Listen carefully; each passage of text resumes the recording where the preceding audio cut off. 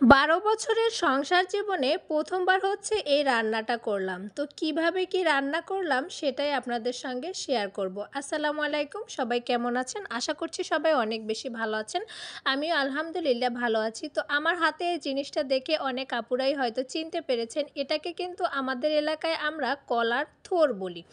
আর অন্যান্য এলাকায় মনে হয় আরও অন্য কোনো নামে বলে থাকবে। আমরা যেহেতু থোড় বলি তাই আমি এটাই বললাম। এটা কিন্তু আমি এখন এই যে দেখতেই পাচ্ছেন মানে খোলসটা যতক্ষণ মানে খোলা যায় আমি এটা খুলবো। একদম ভিতরে চিকন একটা বের হয়, ওইটাই হচ্ছে রান্না করব। তো এই জিনিসটা আমার নন্দাই এসেছে বাড়ি থেকে। সে অনেকটা যত্ন করে ভালোবেসে নিয়ে এসেছে। আমার হাসব্যান্ড তো কখনোই এটা বাজার থেকে কিনে না।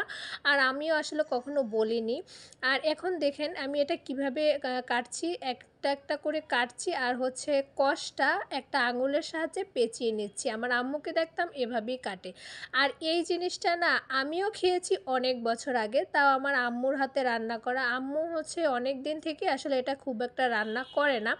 আর এটা না বাজার থেকে কিনলেও আমার মনে হয় সেরকম একটা ভালো হয় না, কারণ এটার সাথে সাথেই হচ্ছে গাছ কেটে মানে কলা গাছ কেটে তারপর হচ্ছে এটা রান্না করলে ভালো হয়।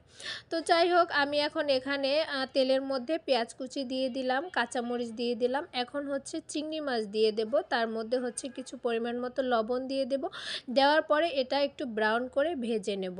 তো আম্মু হচ্ছে এটা যেভাবে রান্না করতো আমি ওভাবেই রান্না করছি। আমার একটু মোটামুটি আইডিয়া ছিল। তারপরও ওই যে মায়ের কাছ থেকেই তো রান্নাটা শেখা হয়, তাই না?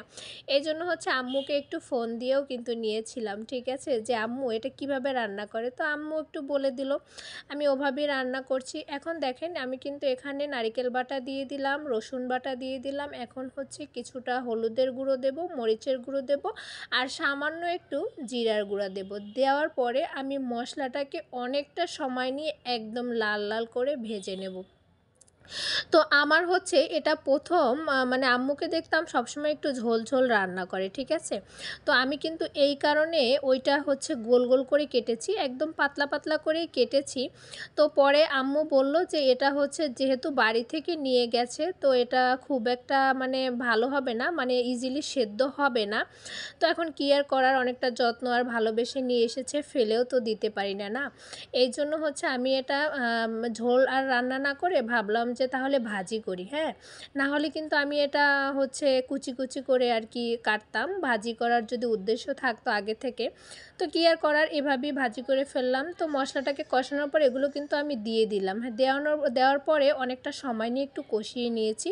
তো কষানোর পরে দেখলাম যে সেরকম একটা সেদ্ধ হচ্ছে না, তাই এর মধ্যে হচ্ছে আমি একটু পানি দিয়ে দিলাম। পানি দিয়ে তারপর এটা আমি ঢাকনা দিয়ে ঢেকে অনেকটা সময় নিয়ে রান্না করব। তো রান্না করার পরে এই যে দেখেন অনেকটাই কিন্তু হয়ে এসেছে আমার। আর এখন যেহেতু এটা গোল গোল করে কাটা তাই আমি কি করলাম, একটু খুন্তি দিয়ে এভাবে একটু কেটে কেটে দিলাম আর কি, ভেঙে ভেঙে দিলাম, দেখছিলাম যে আসলে কীরকম সেদ্ধ হয়েছে। তো আসলে কি বলবো, যেভাবেই ভাজি করেছি যাই হোক ঝোল না হলেও অনেকটা কিন্তু মজাই হয়েছে। আর যদি একদম কচি কচি হতো না, মানে যদি পানি না দেওয়া লাগতো, সেদ্ধ হয়ে যেত, আরও অনেক বেশি মজা হতো। তারপর আলহামদুলিল্লাহ অনেক ভালো লেগেছে। এই হচ্ছে আমার রান্নাটার ফাইনাল লুক। তো সবাই ভালো থাকবেন, সুস্থ থাকবেন। আল্লাহ হাফেজ।